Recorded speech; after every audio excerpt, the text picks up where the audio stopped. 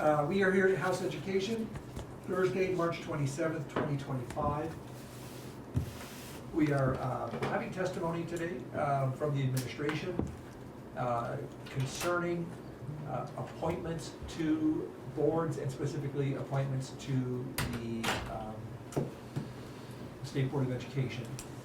We've had a proposal in front of us, a compromise proposal, and lots of other things, but have the opportunity to hear from the administration on this, and we welcome you here. Thanks for coming to House Education. If you would do a formal introduction, and we would love to hear what you have to say. Sure. Thank you, Chair Conlon.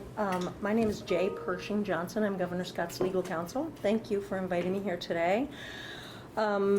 It's my understanding I'm testifying on an amendment. The one that I saw was dated 3/24/25 at 9:55 p.m., draft 1.1. Is that correct?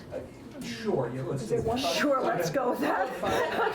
Okay. Almost more testifying on the broader concept of appointments to the state board not done by the governor.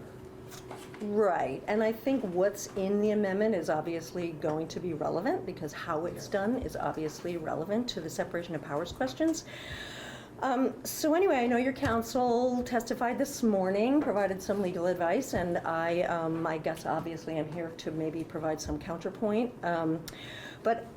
So as you're likely already aware, my primary concern with this bill is it would violate the principle of separation of powers by encroaching on or usurping the governor's constitutional duty to faithfully execute the laws. So briefly, while the legislature has reserved power of appointment, as your counsel advised this morning, it cannot use, in my understanding, it cannot use that power to frustrate the governor's duty to faithfully execute the laws. This is obviously the governor's chief constitutional function, and I don't believe the legislature can use this reserved power of appointment to frustrate that duty. So this bill would restructure the State Board of Education, in my understanding, to remove primary appointment authority from the governor and give it to unelected, non-state third parties with very particular vested interests. These interests are all represented by paid lobbyists in the State House, and this structural change would give to the educational establishment special interests 5 voting members, again, based on the version that I saw. The legislature would have 2 voting members, and the governor would have 2 voting members. On an 11-member board, the secretary and a second student member would both be non-voting. So this language does not address quorum requirements, to my knowledge, but the board relies on Robert's Rules of Order under board rules.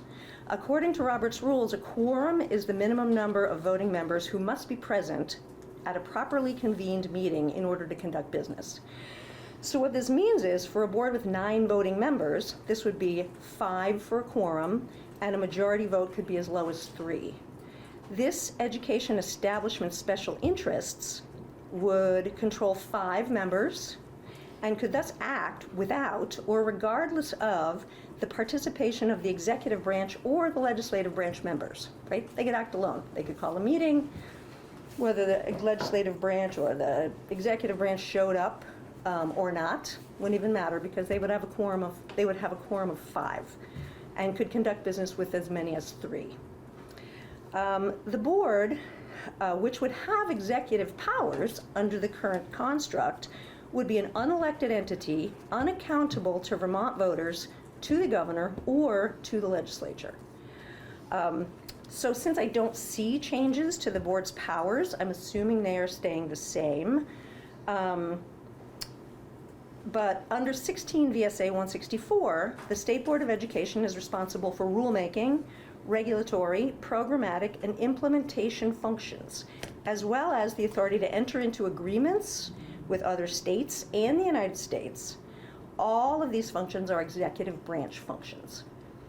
In this way, the education establishment special interests would be delegated a number of substantive executive functions by the legislature, including, and I'm sure you're familiar with the examples in 164, but including the authority to enter into agreements with school districts, municipalities, states, the United States, foundations, agencies, or individuals for service, educational programs, or research projects, make regulations governing the attendance and records of attendance of all students and the deportment of students attending public schools, adopt rules pursuant to 3 VSA Chapter 25, the Administrative Procedure Act, to carry out the powers and duties of the board as directed by the General Assembly within the limitations of legislative intent.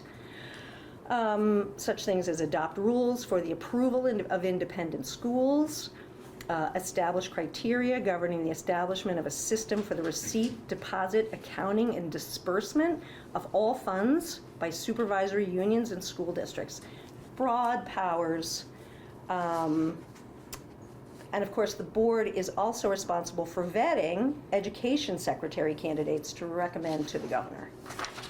So in this bill, the legislature restructures the State Board of Education with a supermajority of members only accountable to the special interests they represent and that can effectively act without the executive branch or legislative branch members to call a meeting, elect officers, and adopt procedures and rules it deems necessary for the performance of its work. It should be plain the degree of delegation of executive functions, such as entering into agreements with foreign jurisdictions, controlling the administration of Vermont schools, and approving expenditures, usurps the power of the executive and transfers all of the powers and functions of an executive board to an unelected, unaccountable body. I believe this state governance structure to be invalid. So now I'd like to dive into the applicable constitutional provisions, as your council did, regarding the separation and distribution of power. So I think I did see the memo that she provided this morning. She did neglect to mention the governor's authority in the Constitution. So I would start with the separation of powers provisions, which give the supreme legislative power to the Senate and the House of Representatives. That's in Chapter 2, Section 2. And the supreme executive power shall be exercised by a governor. That's Chapter 2, Section 3. While we have 5 elected statewide officials, one is not constitutional. The other 4 have very specific functions that are prescribed by statute, but the governor is the supreme executive power of the state. The legislative, and as your council cited, the legislative, executive, and judicial departments shall be separate and distinct so that neither exercise the powers properly belonging to the others. Your council cited to a case that's sort of widely referred to for separation of powers matters in Vermont. It's called In Re DL. And she said, briefly stated, the legislative power is the power that formulates and enacts laws. The executive power enforces them, and the judicial power interprets and applies them. So I think that the extension of this was that because the legislature can enact laws and make certain appointments, that it can use that power to effectively create bodies outside of government that can exercise executive power. I do not believe that that is a valid interpretation of separation of powers principles. The Senate and the House of Representatives, this again from the Constitution, shall be styled the General Assembly of the State of Vermont. They may prepare bills and enact them into laws, redress grievances, grant charters of incorporation, subject to the provisions of Section 69, constitute towns, boroughs, cities, and counties, and they shall have all other powers necessary for the legislature of a free and sovereign state. Pretty broad reserve powers, but they shall have no power to add to, alter, abolish, or infringe any part of this Constitution. And we cannot forget that an essential part of the Constitution is Section 20, the governor's powers, where the governor is given the charge of faithfully executing the laws. So as your council noted, the legislature has a reserve power of appointment, and that says the governor shall have the power to commission all officers and also to appoint officers except where provision is or shall be otherwise made by law or this frame of government, which provides for a 3-branch system of power, checks and balances, and shall supply every vacancy in office occasioned by death or otherwise until the office can be filled in the manner directed by law or this Constitution. The governor is to correspond with other states, transact business with officers of government, civil and military. That's in Chapter 2, Section 20. And the governor is also to take care that the laws be faithfully executed. This is a governor's primary duty to Vermonters. So we know, and your council pointed out, that the legislature is well known for making appointments, lots of appointments. Every year, any number of boards, committees, councils, and commissions are populated with several legislators, executive branch members, and various experts and interests. The purposes vary to include studies, nominating, policy development, legislative recommendations, advising and reporting, investigating. Some are accountable to the Secretary of State and responsible for professional regulation. Some are quasi-judicial, and some are required by federal law for the purpose of receiving grants, federal grants. However, as I noted above, the legislature has no authority to unconstitutionally infringe on the governor's constitutional duty to faithfully execute the laws through the exercise of this appointment power. I think that's the key takeaway there, and I don't know if you have any questions about what I mean by that. If you maybe just repeat it. So basically, the legislature has a certain reserve power to make appointments, right? The governor's responsible for appointments unless, or except to the extent that they are modified or changed, or the legislature makes other appointments, right? No argument there. But the fact is, the governor also has a constitutional duty to faithfully execute the laws. So what does that mean for the legislature's power of appointment? Does that mean the legislature could appoint all of the governor's cabinet members? So to the extent your council, the council's advice this morning would suggest yes, the legislature could appoint anybody. But I would argue no, that kind of exercise of power would frustrate the governor's duty to faithfully execute the laws. How does the governor actually govern without a team that is responsive or accountable to the governor? Right? That's the primary point that I'm trying to make here. So here you have an executive body charged with executive rulemaking, implementation of programs, certain budgeting functions, and you are delegating that to a group of outside interests, accountable to no one, actually, not to the legislature or to the governor. That's my primary concern. So I think Vermonters, and your council did note and provided reference to a number of bodies that have been created with legislative appointments. Vermonters should be concerned that the legislature increasingly seeks to shift power, executive power, away from the statewide elected governor and toward independent commissions, boards, and councils with little accountability other than to their own members. And while the legislature is certainly empowered to create advisory committees that sit off to the side of every single secretary with a certain amount of micromanagement authority, they do not exercise executive power typically. The governor has vetoed at least 3 bills on unconstitutional grounds. One was the attempt to remove the governor's removal power for the executive director of the Office of Racial Equity, an executive branch employee accountable to no one. The governor vetoed that bill, the legislature modified it, and now we have an executive director of the Office of Racial Equity appointed by and accountable to the governor. We had the unconstitutionally constituted Global Warming Solutions Act Council, another legislative agency, and basically this is, as your council pointed out, 8 House, 8 Senate, 8 executive. So the legislators appoint the outside members, all special interests.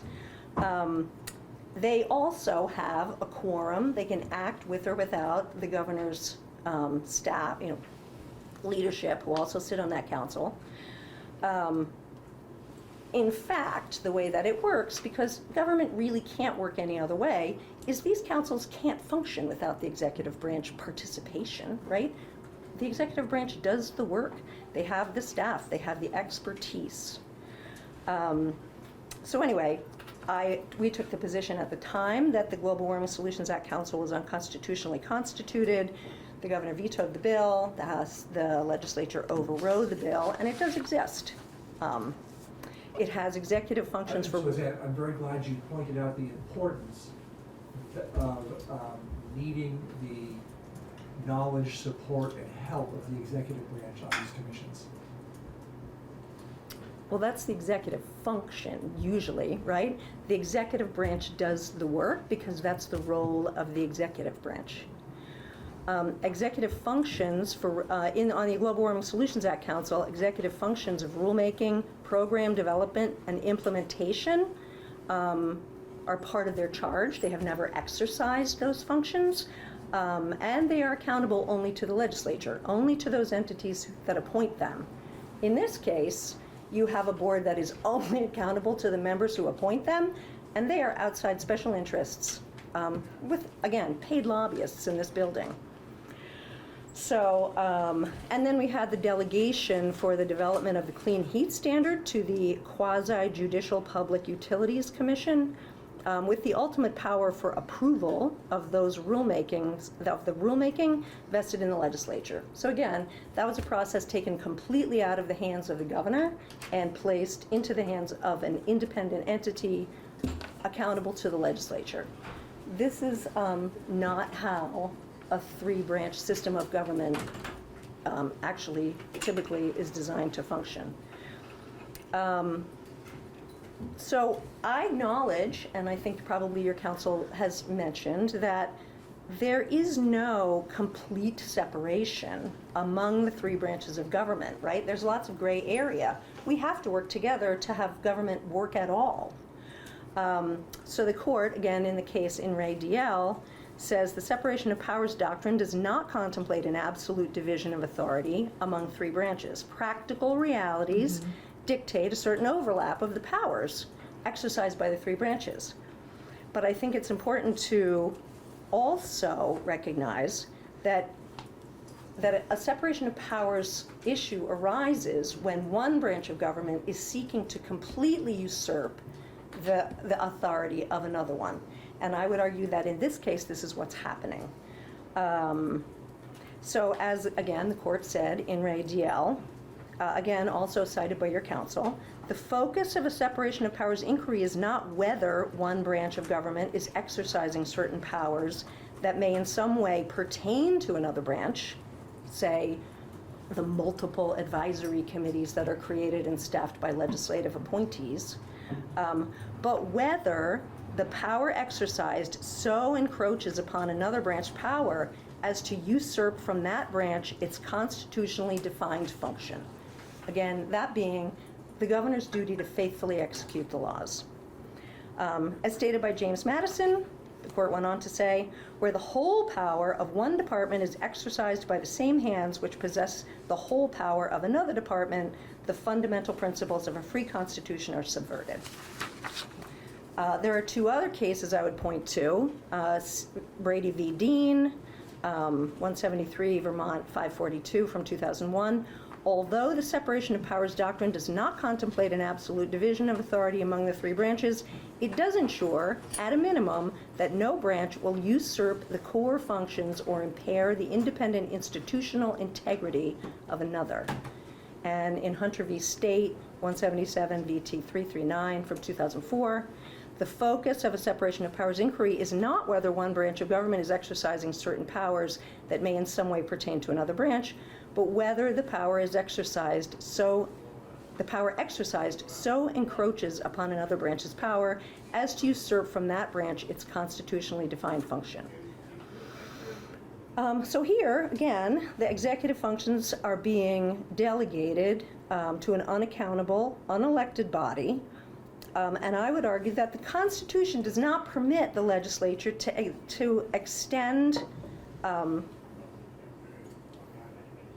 a second. I'm sorry. Taking a look at my notes. I had some handwritten notes here on the side. So basically, the legislature can't grant to an entity the powers it itself does not have. And in this case, the legislature is seeking to grant to this unelected, unaccountable body the governor's power of, to faithfully execute the laws in the area of education. Again, the board being a rule-making body. So Ledge Counsel and the Office of the AG, and I would agree, have concluded that as far as we can determine, there is no Vermont case law on legislative aggrandizement constituting encroachment on or usurpation of the powers of the executive of Vermont. So there are cases relating to legislative function and judicial function, but not executive function. That doesn't mean that there's not such a thing as usurpation of executive function. It's just that it hasn't been tested in the courts in Vermont. However, there are some instructive cases at the federal level, and the Vermont court has often opined on separation of powers matters relating to judicial and legislative branch powers, and relied upon federal precedent to do so. Again, in the case of In Re DL, the court said, "We have often relied upon federal separation of powers jurisprudence in developing our own. Thus, this opinion will draw on federal case law for analysis and support." So that's what I would do when taking a look at encroachment on the executive. Various United States Supreme Court decisions are instructive on the issue of legislative encroachment and aggrandizement. They articulate two basic constitutional constraints on the legislature. It may not by law invest itself or its agents with executive or judicial power, and the legislature may only engage in lawmaking through the constitutional mechanisms of bicameral decision-making and presentment. Obviously, any law you pass is going to have to go to the governor. So in the case of in Boucher v. Sinar, 478 U.S. 714 from 1986, the Supreme Court determined the congressional delegation of authority to the Comptroller General to revise the federal budget to be an unconstitutional intrusion into the authority of the executive.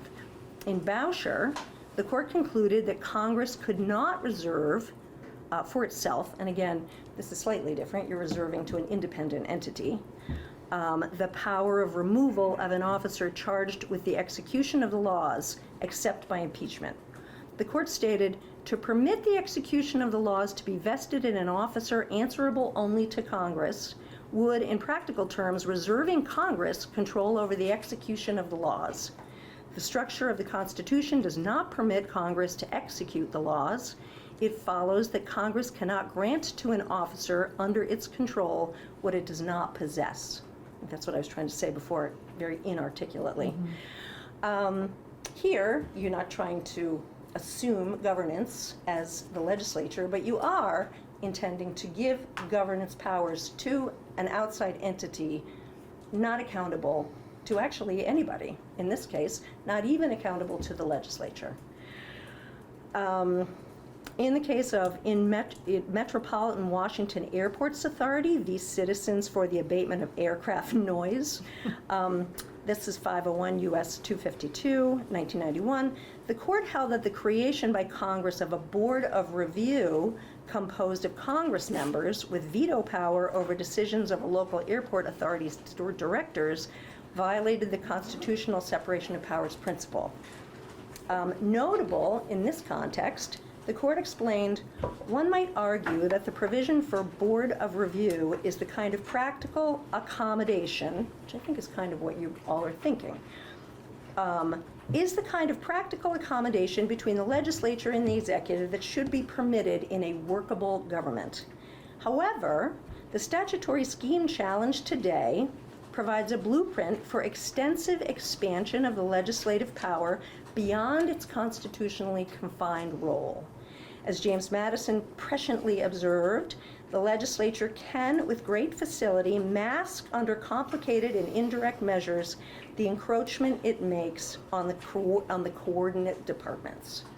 So here we are creating a structure designed to avoid executive review or oversight or accountability. Just because we have a little bit of time before we go into all the case law. This is just in closing. Oh, go right ahead. Thank you. I'm sorry. In closing, to the extent the legislature disagrees with the executive actions of the Board of Education, the legislature's appropriate remedy would be to modify the legislation that authorized the action or revoke the authority entirely. As discussed, simply delegating the legislature's policymaking role to an unaccountable entity expands its power beyond its constitutional role. I would urge the committee to use this opportunity to assess the structures most appropriate for executing on the important work of educating Vermont's children. Importantly, the legislature can act in accordance with its own constitutional powers to pass laws, redesign the scope of rulemaking, abolish the board, redesign the purpose of the board, or the nominating process for the secretary, and conduct oversight and investigations, rather than create a board that is outside the purview of anybody other than the entities that are represented on the board. Second point I would like to make is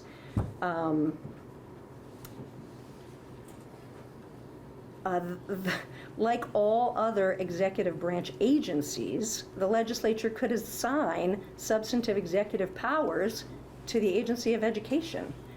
No other agency has a structure like this.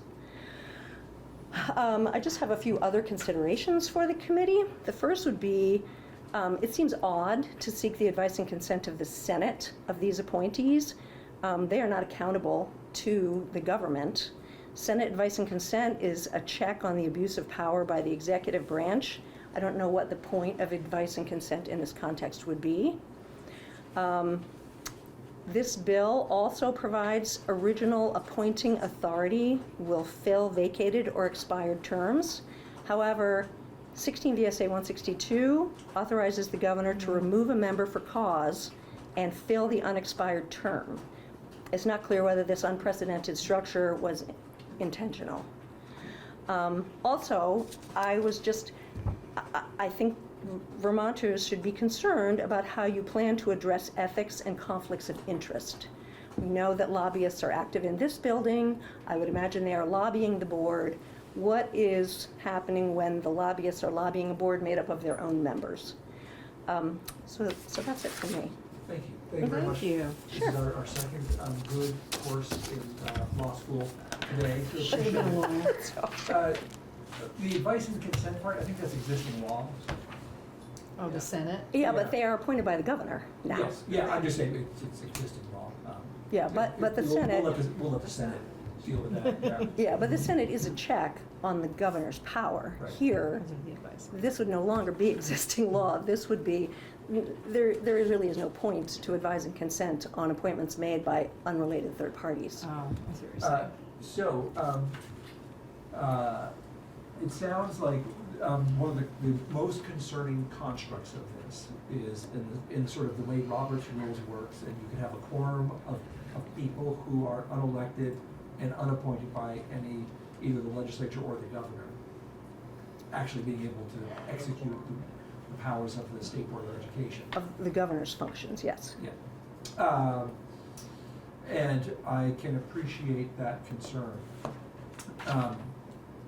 So, this committee has looked at other options, which would simply be to appoint a couple of the members by the legislature.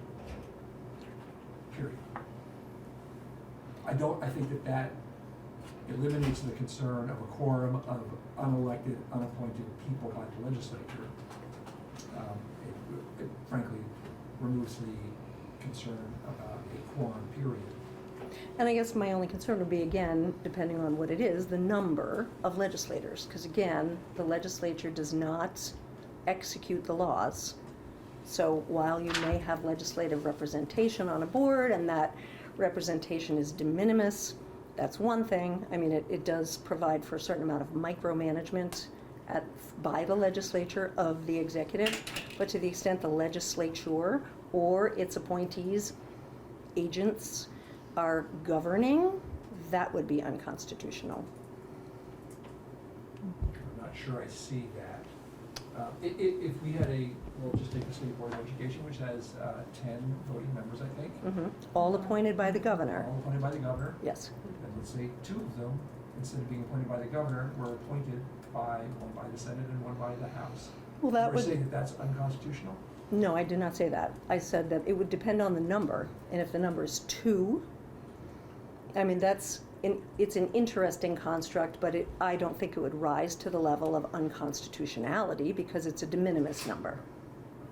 But if it's 7 out of 11, I would think it's a different calculation. So is that purely based on the majority? It's purely based on the Constitution. 4 and 10? Like at Okay, well, what point? I'm not here to discuss Right. what the correct Right. number is. Yeah. The principle is My question is, when does it become unconstitutional? at the point that the legislature is governing, right? The legislature is not vested in the power to execute the laws. When the legislature gives itself the authority to execute the laws, that is unconstitutional. So if you have a board that's made up primarily of legislators, say the Global Warming Solutions Act Council, which is being essentially supported on an administrative level by the executive branch, that, I believe, is unconstitutional usurpation because the board is assuming governance power, not accountable to the governor, only accountable to the entity that appointed it. So here, the legislature, legislators say, or agents of the legislature, if they were assuming a governance function through the Board of Education, I believe that would be unconstitutional. So 1 or 2, sure, whatever. And we do have some of that, right? Legislators are represented on many, many boards, but they do not have a majority position on the boards. And legislators appoint each other and others to advisory boards with no executive branch representation, but that's not problematic. I mean, it's problematic for other reasons, but it's not problematic constitutionally because they're advisory only. They are not executing executive function. Do you see what I mean by that?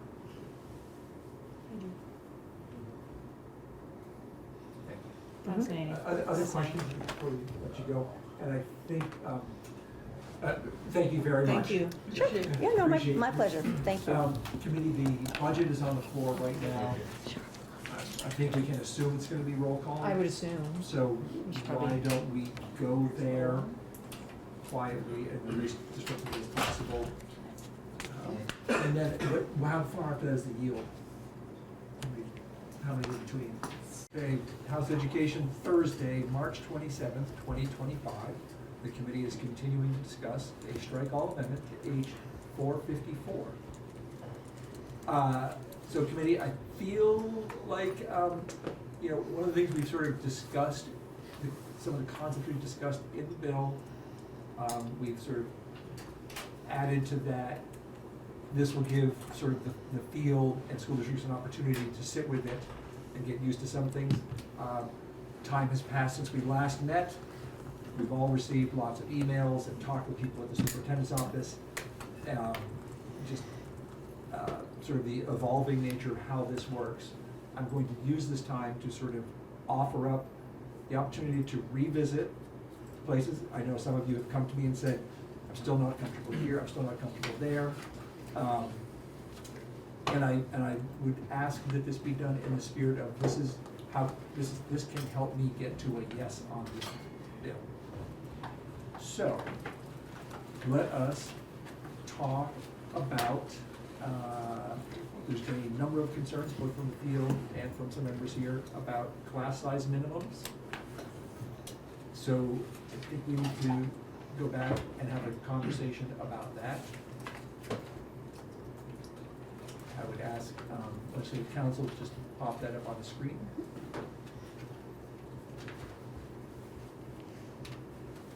And just for new folks and for everybody else who we haven't all worked together, when it comes to doing a bill that is pretty substantive, pretty political and all that, at a certain point, politics comes into play over policy, but I think the two are often very intertwined because sometimes the politics is about the policy.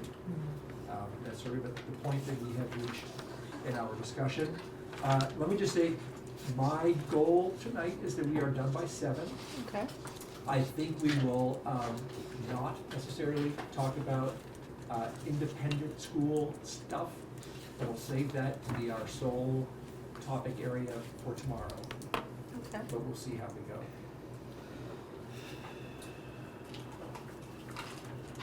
Okay. Who would like to talk about class size minimum concerns? Kate would like to talk about class size minimum concerns. You have the floor. I would say that I'm still uncomfortable moving away from the 12, 15, 18 numbers, I think, was what we were looking at originally. I think getting to 20 in the high school is gonna be really difficult, and also, especially since we swept in some of the grades below 9. So I would like to see us revert back to the original language that we saw. Okay. The floor is open for discussion. Should I have ended with, and that will help me to get to a yes? Yes, Leanne. As an English teacher, I can tell you that when I've had classes, which has been a long time, but of 18 kids, a long time from now, not a long time going, like it was a while ago. That's a full classroom. It, like 18 was close to unmanageable sometimes in the other outside education things that you have to deal with, as well as for an English teacher, the workload. And so I think that still asking a lot of our teachers, it's very efficient. I would really support the 18 number more than the 20 number. Are you talking about for grades 9 through 12? I am. Yes, I'm supporting Representative McCann's numbers. Yeah. Okay. Okay. Rob? And obviously that doesn't mean that schools can't put more kids in a classroom. There are no max, the word maximum is nowhere to be found. And I would just add back to Rep. Harple, because she continued to bring up that we, in those classes, we're looking at many kids who are on 504s and IEPs, and the bigger that number gets, the less attention those who need it most are gonna get. And in addition to all of that, we definitely have buildings where when you put 20 in a classroom, it's gonna be a struggle. Did you say building space? Are you talking about? In a classroom, classroom space, having room for 20 is difficult. Because, just to qualify that, or, because the rooms are small. Because the rooms are small. Yes, and that's true, the older buildings, you look at that. You know, one of the things that hasn't come into this conversation is what are the square footage rules? We do have a sentence down below that says, that talks about that. Established by local state fire codes, including egress and safety requirements. So, just in my thinking about this, there are also standards that the state board and the AOE have, I guess it's the state board has on the books someplace, which I guess we don't need to, they're there anyway. But do we need to point out that that a classroom can't get to whatever the number we set? Do we need to point out that that's another thing that could prevent? Oh, as far as the I can't remember waiver? what the term is. You're talking about the physical size of the space? Yes, square footage per student. There are recommended. There are recommended, but I guess they're recommended. I might just pull back my concern and say that can be discussed at the state board level if need be. Representative Brady? I would also support, I think, going back to 18 for high school because these are things that are happening fairly quickly. This is starting July 1, 2026. This is where I first little people say we're not really doing anything. Again, class size minimums are a big thing and a big thing in a state full of small schools. So I'm concerned. I've heard feedback since we put this out there, especially the sort of middle-sized high schools that are maybe not our ideal, but are not way far away from where we might be going, are going to be really squeezed in the in order to meet them for the required things, then fewer options in the short term. So I'm worried about sort of creating worse consequences in the short term, when we're clearly not going to be able to build regional high schools in the next, couple of years, With few appropriate years. size classrooms. So, like, sort of straddling my newfound appreciation for incrementalism, straddling like the ideal versus the reality, and a bit more of a realistic middle ground. Yes, Representative Long? I won't repeat everything I've already said. Everyone knows where I was coming from on class size minimums. I agreed with the original proposal that we had in the beginning. I recognize and understand how we got here, but I live in a very rural part of the state and would support changing those numbers. Certainly.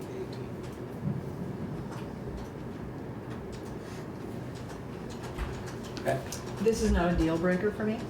This is not a, I'm okay with what's there. Changing it by 2 students is not a big deal. So I guess I'll be the wishy-washy one and say, whatever. I'm okay either way. Can I ask a question? If we change the 9 through 12 to 18, does that mean we're going to 15 for 5 through 8 and something? That, So does it change the?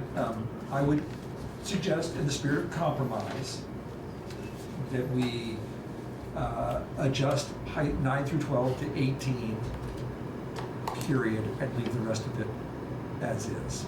So it would actually be 5 through 12. we could just make 5 through Yes. 12. Okay.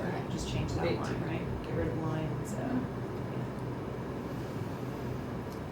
And So, everything's- so here's what we're gonna do to get through our work here, is we're gonna start to straw poll our decision so we get a good sense of where we are. So those who find the change, making it grades 5 through 12 at 18, I would ask that you raise your hand in a straw poll fashion. Can I abstain from the straw? Because I'm on the fence. All right, well, I'm just going to count 1, 2, 3, 4, 5, 6. Did I count myself twice? 7. You did not. Okay, thank you. Can I make a comment? Are you explaining your vote? No, not explaining the vote. I'm Yeah, no, go right ahead, I'm sorry. So we say in the spirit of compromise, I believe part of the table was significantly higher, the other part was lower. And I thought we did a great job of coming to a compromise on the numbers that were there. And I think this flies in the face of that. So I'll appreciate that. I will just say that I don't think that the recommendation was for grades 5 through 12 to be at 18. I think that the earlier recommendation was lower, 15 at that age level. But if we go to the original bill that was proposed, it was 25. Yes. And that's the rest. All right. We will now, other issues that have come up, certainly a few of us have heard in our email about the issue of sunsetting articles of agreement. And just to put this into context, just because we're always going to be talking about the current state and the future state. And I just want to say, remind everybody that the future state removes articles of agreement, period. So we're talking about a temporary period between current school districts and future school districts. Who would like to talk about this? I have my thoughts on it, but I'm going to let other people start. Emily, you want to go first? Happy to go first. I appreciate the conversations we've had around it. I think we came to a recommendation or whatever to extend it a year. But this is a very difficult choice for me to put this in here, and this one I'm definitely struggling with. And I'm fine with even removing the whole section of Article of Agreement. Kate? I would agree with removing the Articles of Agreement. I think someone said it best in an email that I received, that we don't want to create deeper ill will and distrust between negotiating communities and between Vermonters and their legislators that will undermine the collaborative and creative process around education transformation in the direction that we're headed. Would point out that sunsetting Articles of Agreement was something that was not in the original 454, was something that we added.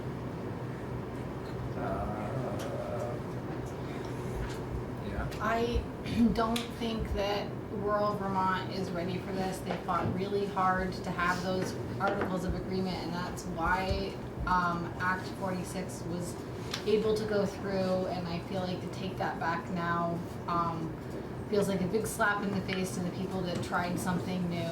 And this is the sticking point for me that would make it really hard to support this. I know I've heard from my community that that is a piece of local control they want to hang on to as long as possible, and I would really like to get rid of that part. And I also think that what Representative McCann said about sort of the breach of trust is really important too. Like we are implementing a lot of change right now that's going to change Vermont education deeply and forever. And so I feel like this, to not do this at this time is sort of a way to ease this pain a little bit and to allow some more voice. Vermonters want voice. That's what makes Vermont Vermont. So just to be clear, it's not that we are going to get rid of that part altogether, or are we just moving it a year like we said this morning? Because that's going to make a little difference for me. Like I said this morning, if we're moving it a year for a good reason, that's one thing. If we're doing it just to avoid the pain that's going to come a year from now, then I say I think the pain overweight. But if there's a good logical reasons for it, that's different. I think what I'm hearing being advocated for is the removal of this section altogether. Entirely. Yes.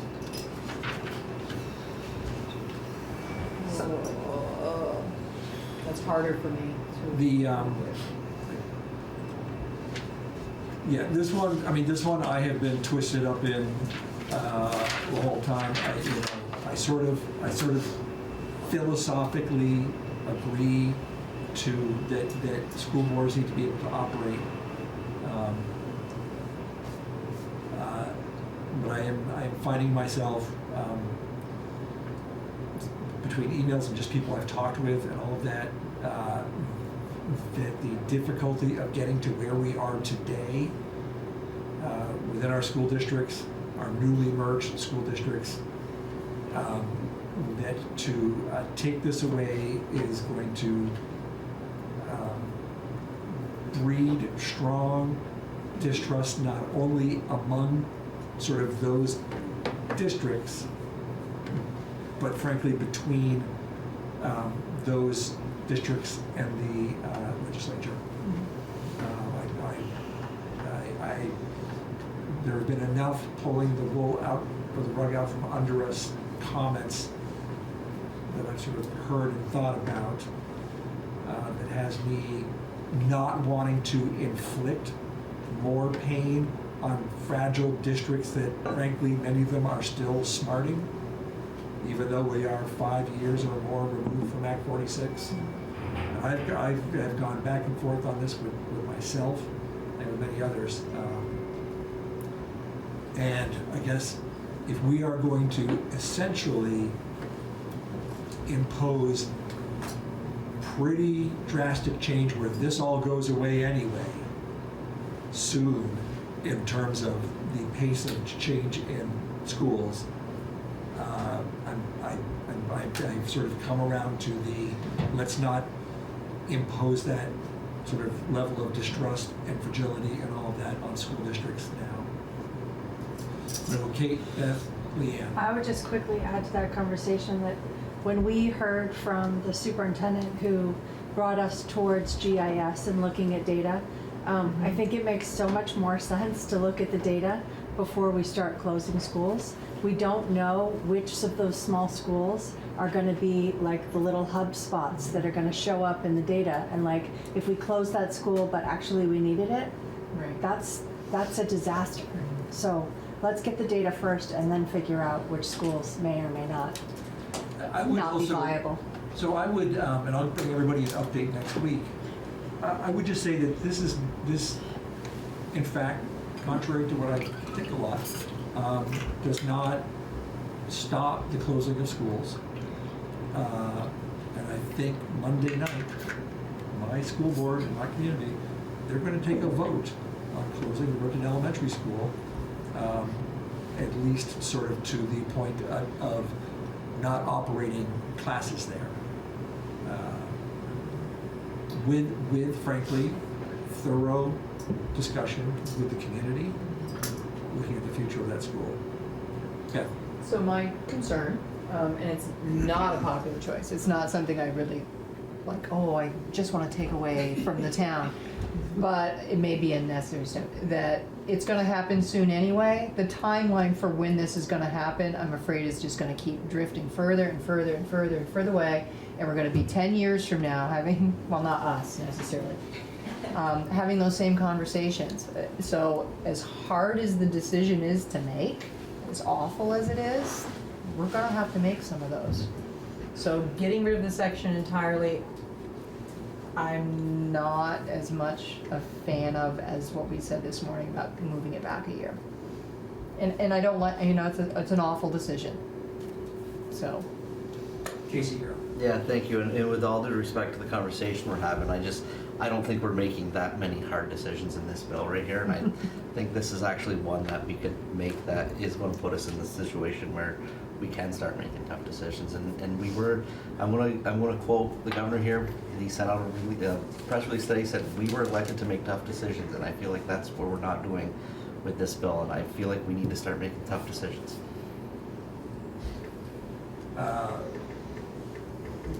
Yes, I would say that tough decisions abound in this. Go ahead. I want to speak a little bit to it, but I guess I want to respond to that a little, Casey, because I think we have to be careful about like the tough decision about closing schools under the construct of us taking away articles of agreement is saying local school boards have to make that tough decision. Right. It is not us making that, and it is not the governor making that tough decision. So I don't want to give us credit on trying. There's nothing in here that has us or the governor closing schools. It is still making local school boards do it, which would be a really tough decision for them, and it is giving us some cover. But in terms of the greater principle of the policy we're discussing here, I'm not thrilled about taking it out. I'm a little bit more in Beth's camp because it sounds from so much feedback we've gotten pragmatically, it is a feature of our local control that is a particularly, I'm not just going to be like the greatest Vermonter here. I don't love all the local control we have. And so I worry about that. Ironically, I sat with a superintendent who talked about like a successful from the student opportunity standpoint of some reconfiguration they did in the last few years that wouldn't have been possible if they would have had to go through a town vote. So I'm so torn on both of those. But I also then see if we are talking about a pretty different framework of local control in a future state, that we aren't necessarily voting on budgets locally eventually if you have a foundation formula, that we are chartering new districts next year, that we have a lot of decisions to make around their powers and their governance. I guess I can maybe live with saying, well, why tinker with a couple of those things that are going to get changed in a pretty wholesale way next year? But it's a hard one for me because it does feel like it's a painful but important piece of what has been a challenge in educational decision making in places in our state. I think, people have felt yanked around in different ways for different reasons. My district feels really yanked around by the way weighting was implemented and then changed at the last minute last year, and the glide path. Like, there's been plenty of yanking on a lot of different parts of our system, too much, which is why we have to work towards stability. But I'm not going to live or die on this hill, but I am a little bit more in Beth's camp. I just, it's not a popular choice. People, I might get angry emails tonight, but. I just want to talk about tough decisions. Tough decisions go both ways.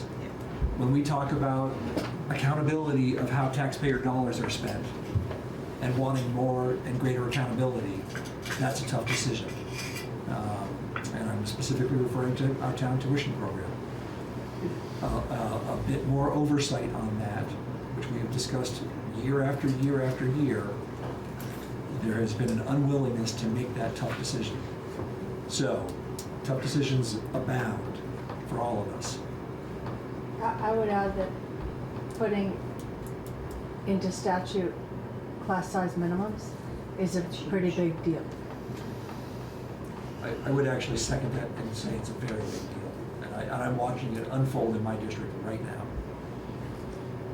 So I was going to say exactly that about class size minimums, but I'm also sitting in a district that actually used the Articles of Agreement to make a decision in January. Not everybody in this room has the small, and I, you know, I would have to support my community for the decision that they made, and this has been very hard for me to move forward with this. These are, there is, because of the region I'm in, every one of these decisions is hard for my folks in my district, and the reason why I'm able to stand up and support some of these, even though they're going to be very hard, is because it is right for kids. And the class size minimums, I have been convinced, are the right way to go, even though I know that is going to make it very, very hard for some of my schools to be viable down the road. And so I'm trying to make sure, I just hope everyone understands that these are, every one of these decisions are hard decisions. And when you live rurally, where you have a mixed delivery system, it becomes a heck of a lot harder. So I would echo your perspective and yours.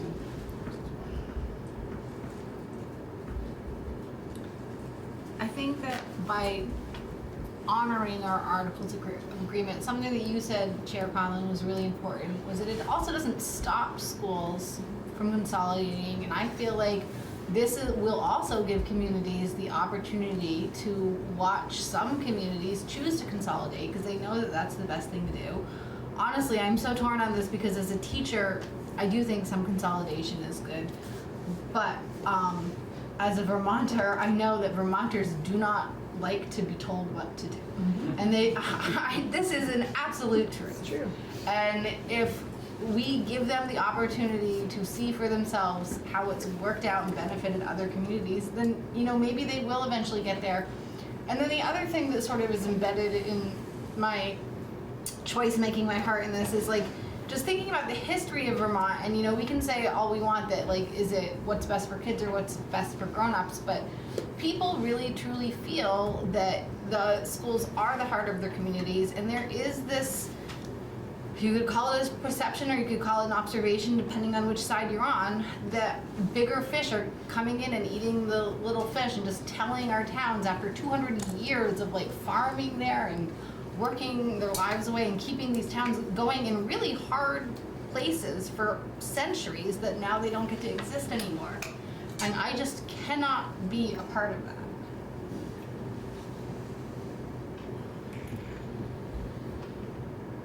All right. So this is on the table to review. I guess I will straw poll the question. Those who support pulling this from the Section 8 of the amendment. So it says nothing about, it's just silent on Articles of Agreement. You know, This is, I would have to say, this is the frustration and the importance of diverse opinions of people coming from all kinds of school districts and all kinds of communities and towns. Those who have not been part of an Act 46 merger haven't experienced sort of what it was like to even come up with the Articles of Agreement to begin with, and to build that trust. And I personally often lose sight of that. And if we were going to do nothing else and not look at bigger districts and not look at new governance schemes, I might feel differently about this. But because big change is headed, I am feeling like this probably is, for me, worth pulling in order for the greater good. So I will ask for a raise of hands for those who support removing this section from the amendment. See us at a 7-4 again. I'm just too undecided. I was in favor of pushing it out here. I could have done that, but remove it altogether. I think, the beginning of this conversation in this segment this afternoon, we were talking about what can we do to get a yes. I think you're driving several people more to the no side. And I think what we're turning into is a much more partisan bill than we even began with 35 minutes ago. At a certain point, we were going to have politics enter what has been a good policy discussion. We need to be able to vote a bill out of here with as good a vote as we can get. Yes. I am not voting for this because I'm a Democrat. And I don't think that standing up for our small Vermont towns is a partisan issue at all. I think it's a Vermont issue, and I'm not in any way questioning whether or not which one of us is a better Vermonter, so please don't take it that way. But I don't agree this has anything to do with which party you're in. This is really important to our people. I mean, we've literally received hundreds of emails, and that means that there are thousands that didn't email us that are just stewing that we would do this. I'm not, please don't take the Articles of Agreement as my point here. That's not my point. No. That's not why I was saying we're getting more toward the partisan. So. And I would say the letter next to my name is not why I'm on the fence about this either. I know how difficult this is. Every single thing is going to be difficult. But the more we take out of this, there's nothing left. There is no change. I'm afraid we're going to concede to such a degree that there won't be educational transformation, and we will have done nothing. And I'm just worried that we're chipping. So I'm concerned. I would say I'm committed to educational transformation, and I see that happening particularly in the subcommittee to the Commission on the Future of Public Education, and really getting 3 maps back with 3 different rationales to hit the ground running that are data driven, so that we can explain it to the folks in Vermont. To Representative Taylor's point, the letter next to my name also doesn't dictate what I say. But what bothers me is, I came into this afternoon and be like, cool, we have some things we agreed upon, some things I really don't agree upon, even though we've made some movements, and some things that I and others have said have kind of helped come to some more middle ground. But then all of a sudden, we start with one, boom, we're going to do it this way instead. Boom, here we are again. What's the next one? And the one after that, and the one after that. So to say it, I understand that we try not to be partisan, but as you said, politics comes in line, and it's very apparent as we go down this list and continue. And I think that's unfortunate that we did all this work for these days, and it's kind of like, nah. Well, this is This is the process. Oh, I understand. It doesn't mean It's not a fun process. Correct either. Yes. This is why we go slow, because we, have But to rush at the last minute. This bill also has to move beyond the House. And, there's a lot here that I'm hearing from our members who are also very concerned are in there. Okay. Moving on. I also, I posed the question as we started here about what helps people get to a yes. What does it take to get to a yes? And I would still say that can be a topic of conversation. Not to I like these parts of it, but I'm still going to vote no, but to a yes. Because yes is what gets the bill out the door.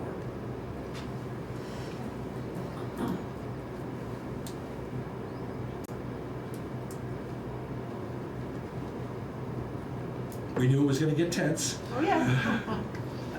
So it was much easier for everybody when it was a supermajority. Or when we were just taking testimony. Yeah. Not making decisions. Yeah. Well, I mean, to be fair to us, like this, the debate we're having is that, it's all been said before. It's just now we're faced with a looming deadline of tomorrow, and so the pressure feels more intense. But the options that have been thrown on the table, we've been talking about them for a while. Mm-hmm. So. And I can answer the question, and I think everyone knows what my answer would be to get to a yes, is not putting this to a subcommittee and us making a decision, because I hear that we're making change and big change is coming. I don't see where and when that's happening, and that concerns me. I went all over the state of Vermont during the last election, and I didn't just talk to people in my district. I talked to every district, and the number one concern on every single people that came to all of our events and all of our door knocking and all of our phone calls was property taxes and education. And they wanted, I understand the fear in not having an answer this year or any kind of direction this year really puts more concern onto Vermonters, taxpayers, schools, and communities. So if you want an answer of what will give you to a yes, it will be district lines out of this committee with some sense of governance with them. And I understand that's not where we're going, but that would be my answer. And the more we pull out of this and the more we rip, we take out, is not pulling the Band-Aid off. I think it's allowing things further to progress that we're not getting anything done, is what I'm hearing. So that's just my 2 cents. I understand everyone's hesitation. I respect everyone's opinion in here. I don't want it to be tense. I like It's tense in the moment. Yes, and I appreciate everyone's opinion. It's over. And yeah, of course, and that's how we operate, and I appreciate that. So that's just my 2 cents. Thank you.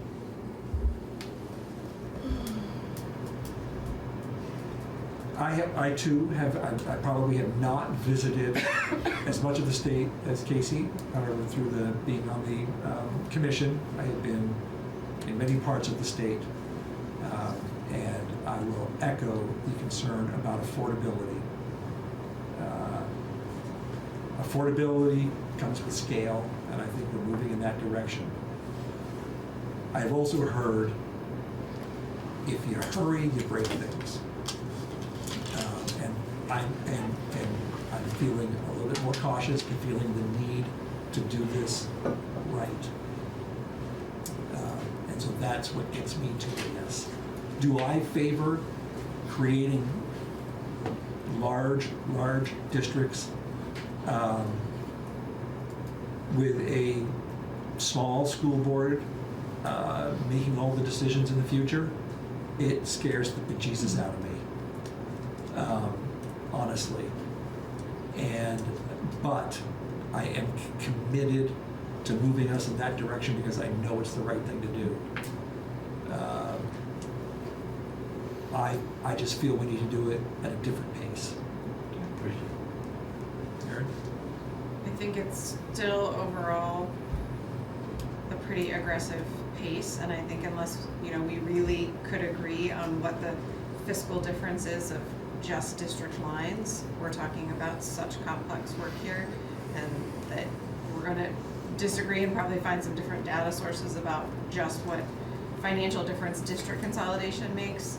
I personally have been very moved by the testimony about you have to sort of take the whole thing. You've got to consider about scale at every piece, class, school, class size, school size, and district size. And those are just, they get closer and closer to each of us personally, and so they get thornier. But I think we're still, I mean, we are talking about chartering new districts next year. It will be this group or the group across the hall. We're not even talking about an election between them. And I think part of the power and challenge of what's happening right now is that the intensity of the discourse here, the governor's proposal, the counter proposals, is that, you know, there's a bit of a self-fulfilling that people are coming along in a way to change is coming, and that we are, you know, I think helping move, whether it's willingly or sort of in a reactionary way, but I have a palpable sense that there's a bit more public understanding of hard change ahead. It doesn't make any of it easier, but I do think it's part of the process, and that these deliberations that are hard for us here are also just literally helping move for the entire state the ball slowly down the field. And I don't think we should minimize that either, for what the governor's put out there and the Secretary of Education has done, what we have done, what the Senate might do, what, you know, organizations and schools are doing and talking about right now. Language is pretty powerful, and I think there's been a pretty powerful shift, and that is slowly creating a bit more of a common direction. And in the end, that may be what gets us further than the exact effective dates of a lot of things.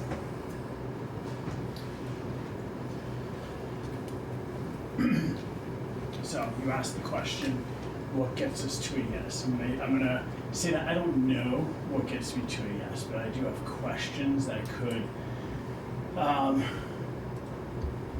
if answered or if there was change, I don't know that it would necessarily get me to a yes, but I could be more amicable to what comes out of this committee. So I'd like to ask a question, and then I'd like to, and if anyone's willing to answer now, or if we were going to wait till tomorrow, that's fine. And then I also would like to make a statement about one of the items. Is that okay? Sure. Okay. So the question is, if Vermont has an operating school district with grades K through 12, can tuition also be paid to independent schools for the same grades? Is there any part of our statute that will not allow that to happen, or cause us to have any kind of restrictions on doing so? I'm not sure I understand the question, but what I will say is every school district can choose to operate how they want. So it's my understanding, and forgive me if I'm wrong, but 16 VSA 821 and No, I'm 16 gonna point. VSA 822 both indicate that if there is an operating district that operates in whatever grade, so let's call it K through 12, if they operate K through 12, then tuition can't be paid to an independent school without some very strict constraints. I'm not sure I understand your question. I'm sorry, Beth St. James, Office of Legislative Counsel, for the record. I'm not sure I understand your question. So if, so we're page 14, lines 19 and 20 of the current proposed bill states, let me get to the page, sorry.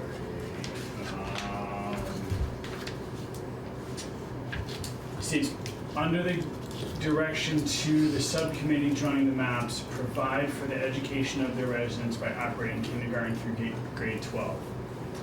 It's my understanding that If that happens, under 16 VSA 821 and 16 VSA 822, 821 pertains to elementary schools, 22 pertains to all grades above that.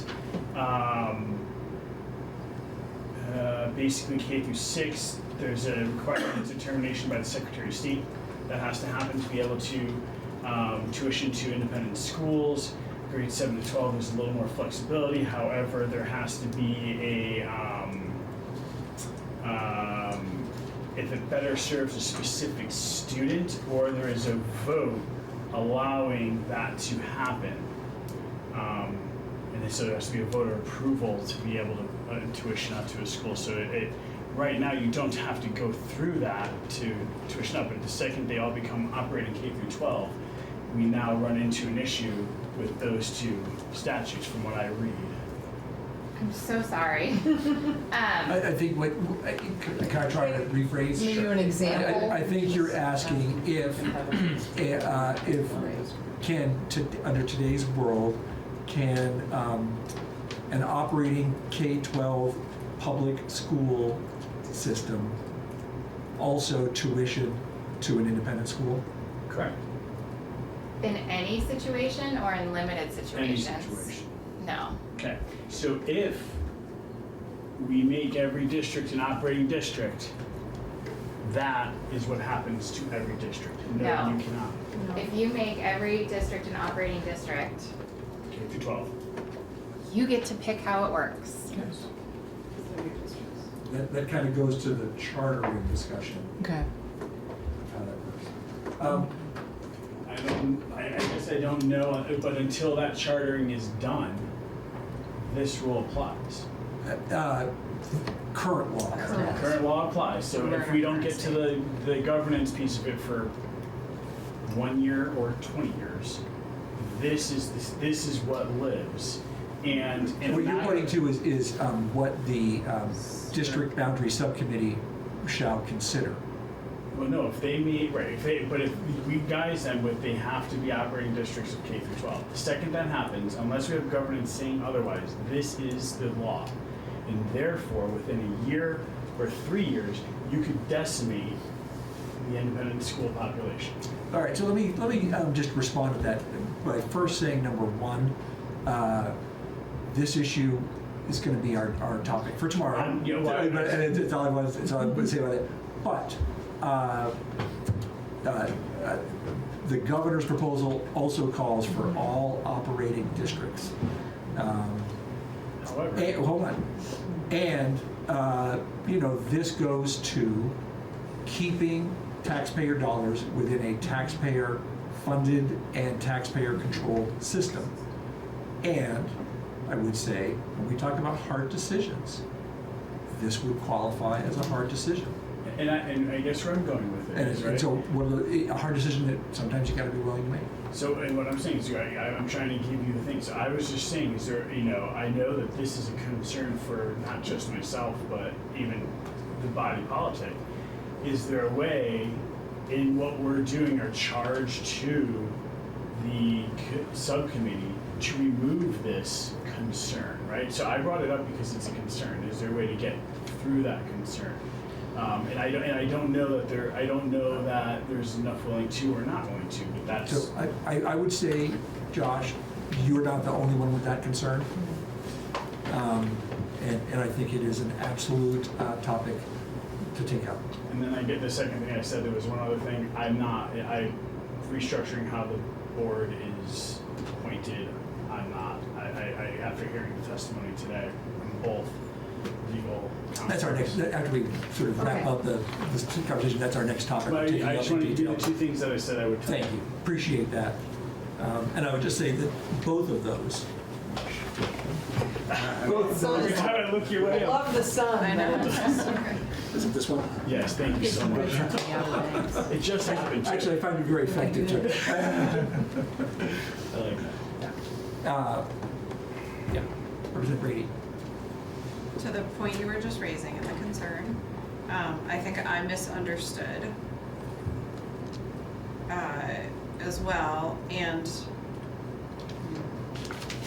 my intention or we're understanding, is that there is no interest really on anyone or almost anyone's part, certainly not on mine, on not envisioning a future state and where our historic academies are not serving the populations in those parts of the states, and as they have and do well and will likely well into the future. And so to the extent, if we have any parameters to the magical map making subcommittee here that would indicate otherwise in that regard, I think school choice is a larger policy choice I'd have a different response to, but in terms of our existing feeding patterns, historical patterns, the reality of our landscape, our high quality high schools that are operating at scale, there's some of our, a couple of them are some of our biggest high schools, my assumption, not worrying about that language maybe enough, was that that was clearly going to somehow be part of the magical map makers considerations, and so I appreciate that, and I guess I'll try to just say it even more plain as day, since we've got about 24 hours left of this gnashing of our teeth probably, so that. So I appreciate that. And I'm not saying that that was the intention of that, but I'm saying, right, as you had said, we don't want to rush fast and break things, but there are unintended consequences in everything we do in here, and that is an unintended consequence that may not have been seen by anybody until after we're already there. It was, one of the things that was in the governor's proposal. But that was around, he had governance in there that addressed it. That's like, again, like yesterday, we're pulling something out of the proposal, but it doesn't fit this. I totally appreciate what you're saying, and I'm not disagreeing. No, I'm just, yeah. All right. So, we will come back to this. We will come back to all of our tied up in knots as we deal with taxpayer dollars going to independent schools. I would just reiterate that that also requires tough decisions about things like, do we want to send taxpayer dollars to private schools in Switzerland? Or do we want to keep the money in Vermont? Let's put that out there. Or an adjoining state. Or an adjoining state. Yes. Yes, go ahead. Just, sorry. Anytime anybody wants to stop me from talking. No. I just, as we, not intentionally, like as we potentially revisit that issue tomorrow, I think it would be great. We all should definitely understand that, sort of the parameters or guidelines that we give to the mapping committee. We're not actually writing new law by creating those guidelines. That's a good important step. Yes. That's. Should maybe change. Does anybody need a break? No. All right. People want to get home. Rip the Band-Aid off. And as I think did I say to everybody? I think the goal is 7, and I think we're going to meet it. All right. So let's talk about the state board section.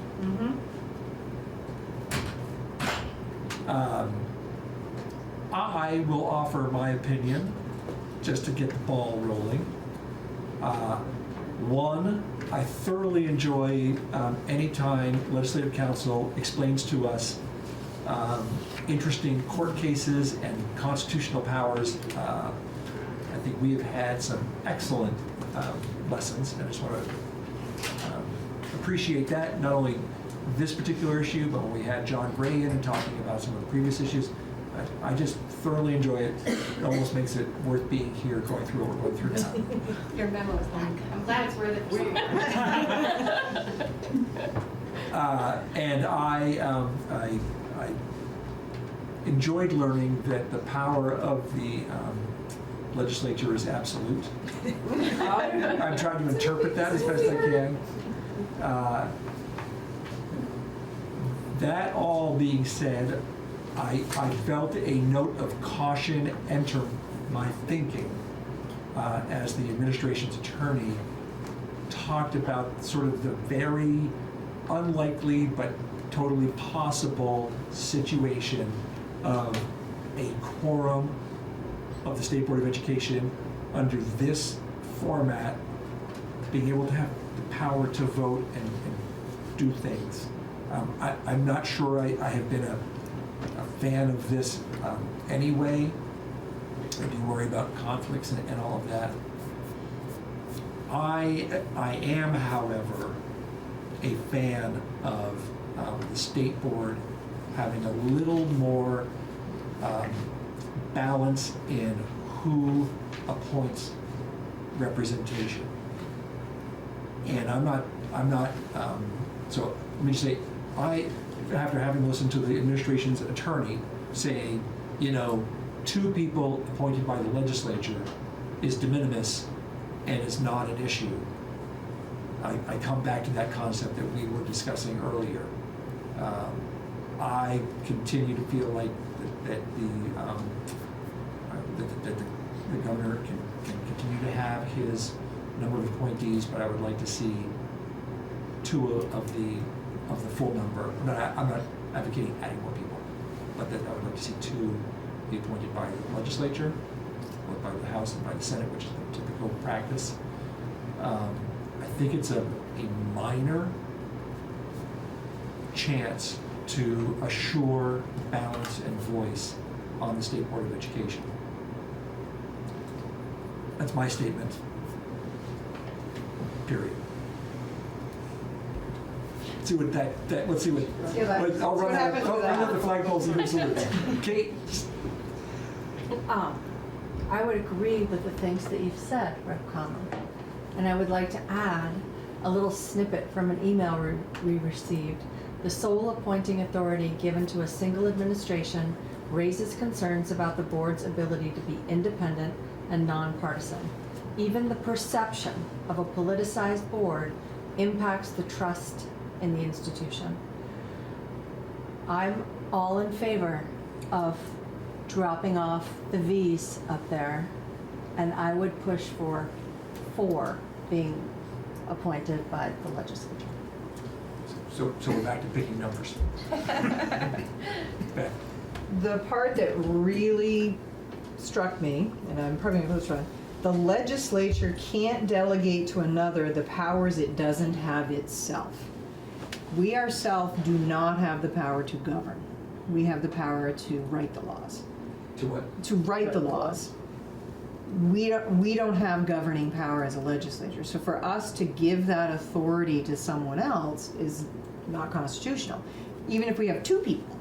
But it's de minimis, so probably wouldn't be a big deal. 4, we're starting to push the boundaries, I think, of constitutionality, from my interpretation, whether it's a good idea or not. Would you mind if I asked legislative council to respond to that? Sure. I want to clarify. Just in terms of governing versus, well, I guess governing is kind of a big word. Do you have any probing questions to? No, but I have a lot to say. Okay. I just want to remind you all that you are the legislative branch, not the judicial branch. Right. And so an argument that what you have done is unconstitutional or could be found to be unconstitutional in the future is not for you to decide. It's not for the governor to decide. It's not for me to decide. It is for the judiciary to decide.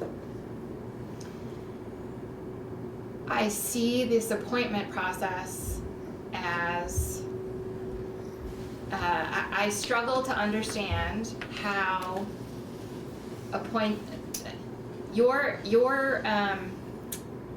the legislature's role in the State Board of Education ends once that appointment has been made. Okay. And then the State Board of Education members would be carrying out their execution of the law. That removal power has not changed, and I don't hear you talking about it in this conversation either, and I would say that that is a check on any of that power. But I struggle to see how this appointment process inserts the legislature into the actions of the state board beyond once those appointments have been made. That is my opinion. You put 10 attorneys in a room, you're going to get 10 different opinions. And ultimately, I see this as a likely constitutional choice you can make, and you have policy choices to make here. And if what you are doing is unconstitutional, the right place to bring that argument is to a court, not this room. Right. For a legal opinion. To persuade you to make a policy decision, Not your job. great. Okay. Thank you. You don't have to agree with me. No. Chris and then Jeff. I told myself I wasn't You going to do. talk There's anymore. just no because case I don't know law. if I'm in the right place to talk to, but I'm going to. So I really, and I've said this earlier, I really think adding this section in there is just not a good idea for this overall bill. And if we are trying to actually get a bill that's going to make it through the Senate and then have the governor actually sign it, this isn't it. This, I think, I don't know what the governor would do. To me, that's a veto waiting to happen. But just want to throw that out there as a. So I'm only asking you a clarifying question. Are you talking about the proposal as it is on the screen, or are you talking about? I'm just talking about taking away his ability to appoint people to a board that he's been able to appoint people to. Is not going to make a decision for the governor any more in favor of supporting a bill. In my opinion, I do not speak for the governor, obviously. That's not what I hear. Dan? Maybe this is a question for Rep. Taylor. So would you say that he can just appoint any 8 people you want, or would you change it to be like, the governor must appoint 1 public school board member, the government? No, I wouldn't mess with it Not at all. even that. I mean, Just pull I it mean, out entirely. Yeah, Okay. I'm just throwing that out there as a consideration. This has got to make it a long way. Sorry. The reason I'm asking is because I wonder if there is some middle ground there that they would still be the professionals in the field, but selected by the governor. I would, I just want to make clear, I was not advocating for any definition of who is appointed. I was just saying that the legislature, I would say the legislature could have a stronger representation on here. And I'm not even talking to legislators, but just be able to appoint 2 of the members as sort of a ability to sort of say, we don't see enough representation here or there. Kind of a check on that. Janet? Yeah, I was just gonna say the legal construct does exist in other states that have legislative appointments to the State Board of Education. So I think that, Peter's proposal or whatever shifts we might want to make are not, it's not unheard of. It definitely is a system that exists out there.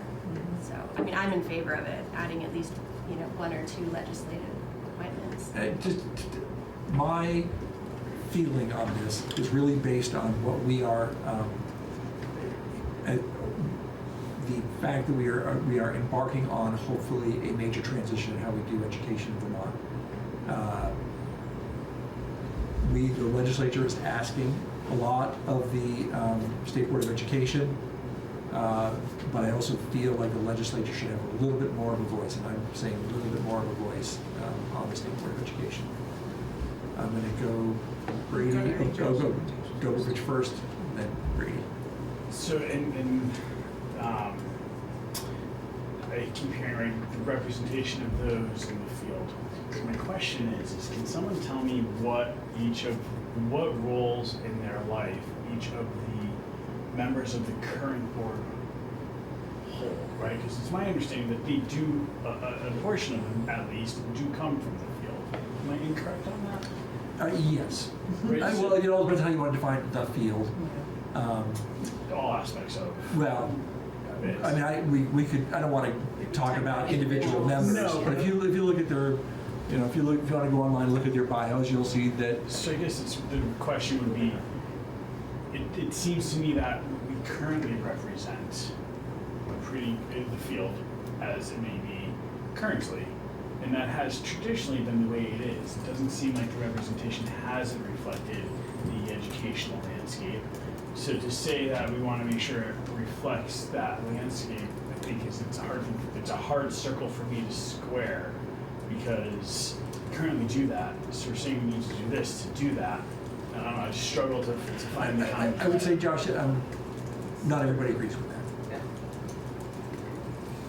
Erin? It's a small piece to that, but it is, right now, there's, in the governor's proposal, Chittenden County being part of a 34,000 student district, of which there's nobody literally in that entire geographic region on That's a different construct region, even on the board. So to me, there's just like definitely some representational issues. But I think to the like the bigger questions here around like what gets you to a yes, the bill, getting the bill out the door. You know, my sense from the message we got in our email this afternoon is that I think that the governor's intent on our bill has been made pretty clear to us. And so if somebody from the administration or the agency was in here and with us and negotiating on it and saying on this thing, if you did this, we could all get to a yes, then great. I don't think that's not how this functions. I don't know how it works in other states. I don't know how it works in other administrations.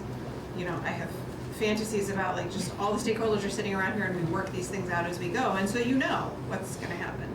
That's not really how this current legislature and administration interacts with each other and creates large policy, which I think is unfortunate in some ways because we're not here very long, and so it makes it hard for us to make the best use of the time that we have here when we have to do this kind of back and forth volley and meet behind closed doors and get messages of yes, this will fly, no, that won't fly. So, but unfortunately, I don't think that dynamic's going to change.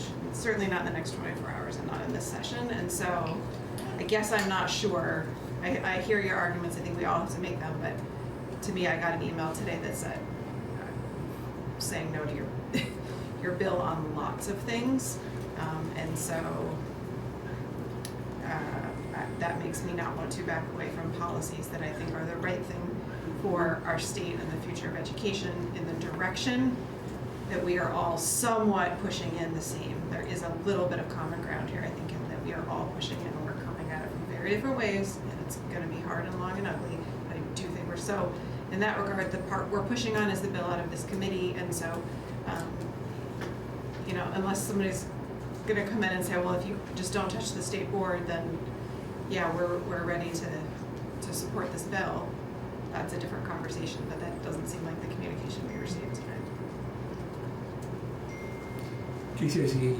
I'm sorry. I'm trying to think about what you said with that, and I feel like the way our process was is I have a bill 454 that I've introduced in consultation with what the governor's proposal was, and that's how we were going to work on it within committee and work on that bill section by section. I understand that's not the direction we went, but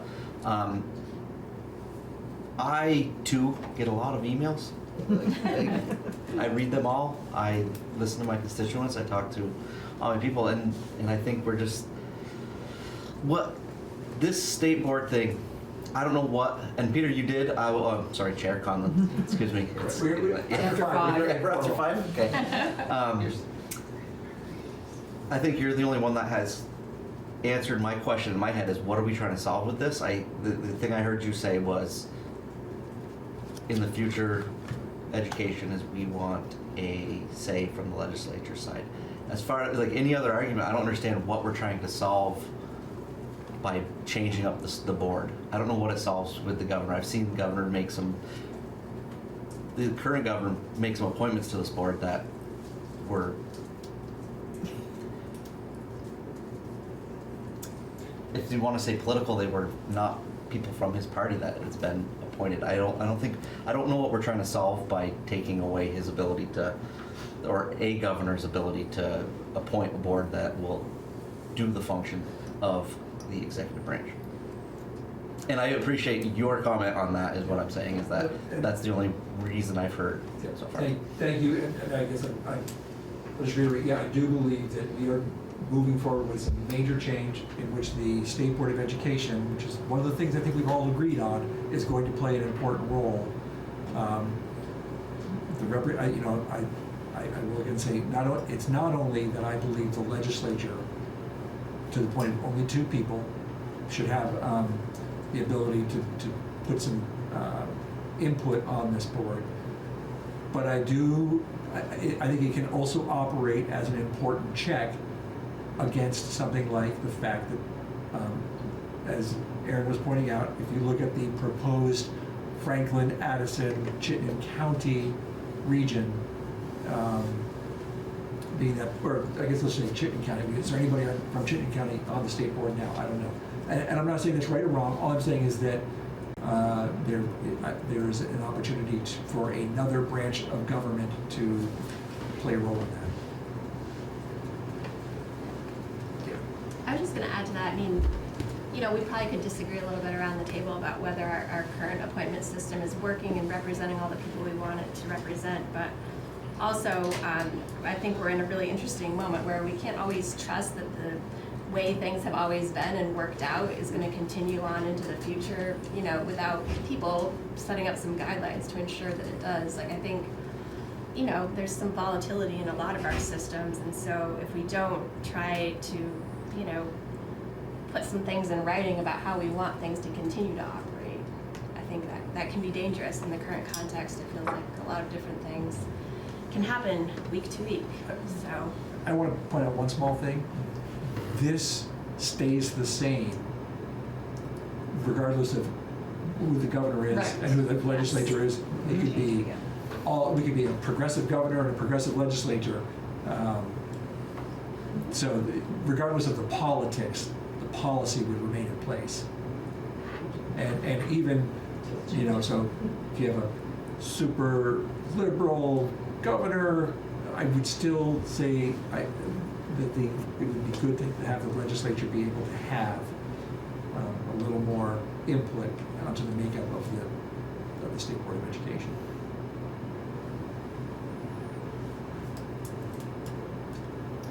Can I ask a complicated question? Oh, yeah, absolutely.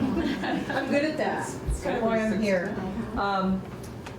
The terms of the appointments are 6 years, Correct. and they stagger. So if we change who's making the appointments, when do they make those appointments? When the next one comes up? So When 6 years comes up? I think that's a technicality that we worked out.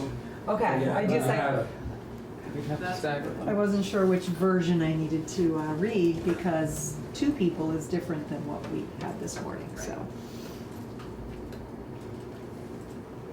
It is. You're right. Yeah. It is, I think, actually a little more complicated. Yeah, because that makes a difference, whether it's the legislature, Well, we the have to- next we- 2. Right, we have to sort of pick 2 of the positions. One that expires 5 years from now. Next year. Mathematicians. Yeah. You know, words matter, Okay. intent matters. I'm gonna just tell everybody what's running through my head right now, and this is an opportunity to say, yeah, Peter, no. So to keep. That I would like to not straw poll this tonight without some fresh words in front of us. Would people be okay if we look at language tomorrow that simply says 2 of the appointees would be made by the legislature? And then maybe a little bit of the mechanics of how that would work. Because we do have some.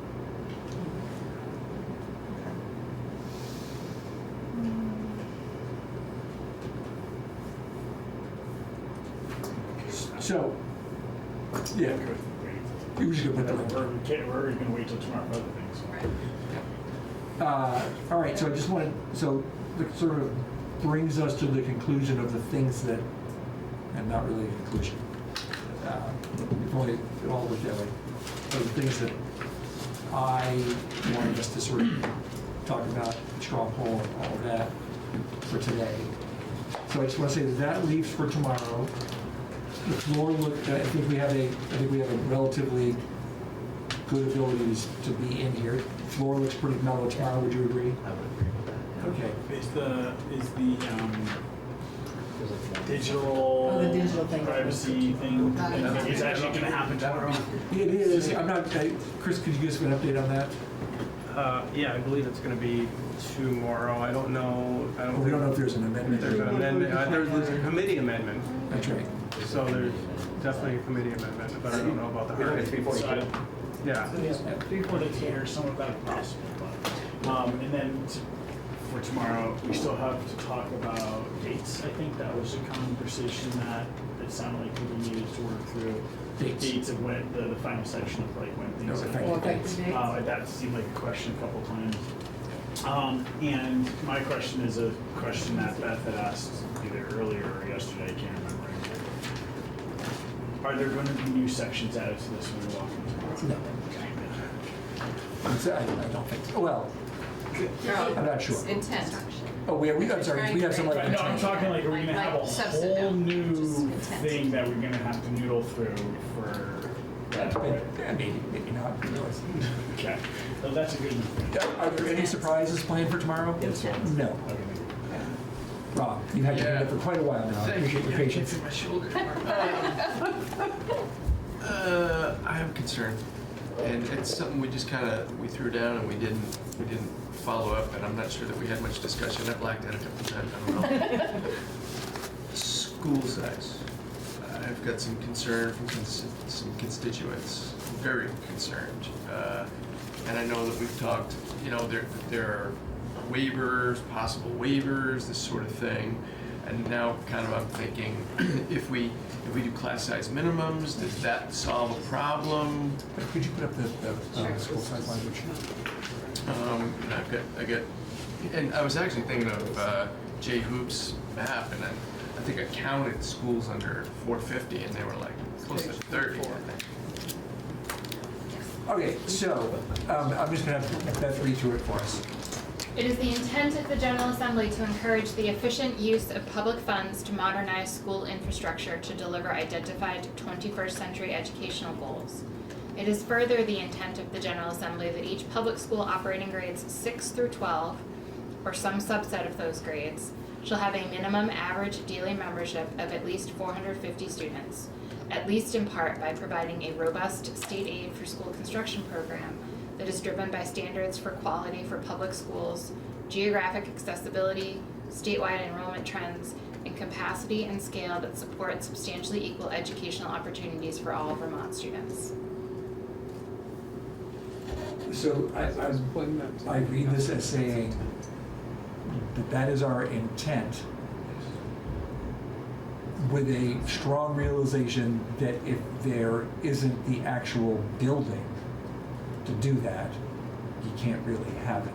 And that requires a robust state aid program for school construction. So I read it, it's part of our intent language. There is Yes. no law, no rule, no whatever about, and if you don't do it, like the class size, it's the intent, so it's all like setting the stage, Okay. if I'm reading that right. So the word intent is right there. Right. I mean, this has been the hardest nut to crack, because Yeah. how do you force that level of scale when we don't really have the infrastructure to make it happen?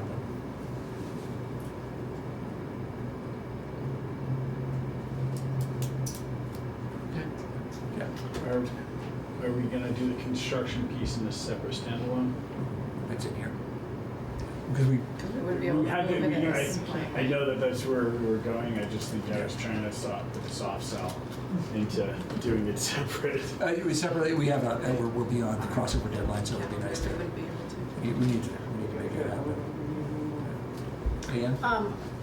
Are the two pieces that we did straw poll tonight, I just don't know exactly how official or what that means. Does that mean that tomorrow we're receiving a draft where those pieces are now gonna be rewritten into the draft and we'll be working from that draft now? We're taking out. Okay. Oh, am I taking out section 8? Is that the Articles of Agreement? Yes, that's a good Did question. we actually vote, is that, No, that was a straw poll, one of the two. so So class yes. size minimums and Articles of Agreement, and we will finish our Wanted conversation with everybody State Board of Ed to be unanimous tomorrow. on the state board two-person thing. We'll say that first. And the independent schools piece is tomorrow. And independent schools piece will be tomorrow. Intent language. An intent language. That's it. Casey, you will not be with us. How would you like to handle your attendance? Hopeful that I can come in when I can. Okay, great. We will not make any, we will not have any votes without you here with I us. appreciate it. Unless it's And already. I will put Representative Taylor in charge of texting you updates as we go along. Just gonna keep sending pictures of planes. And I hope you feel better. Yeah, I hope you feel better too. Unless you're too close to Bartlett. So Rob brought up one more question before we. So I'm nervous about sort of letting us go, but I feel as though we can. Yes. Should I book a hotel room for tomorrow? I don't think so. Okay. I mean, we really have floors, nothing. The only thing on notice is the capital bill, Yeah. and the one that got postponed from We today. might get out of here early. All right. Stop, don't say I that. don't know about early, Yeah. you're gonna pack a lunch for snow days. I don't know if there's any, I haven't heard any amendments to the budget or anything like that. Oh, yeah. I don't foresee anything like that. I think we're good with most of the bills. Okay. All right, since we're only just talking logistics, we will end our live stream there.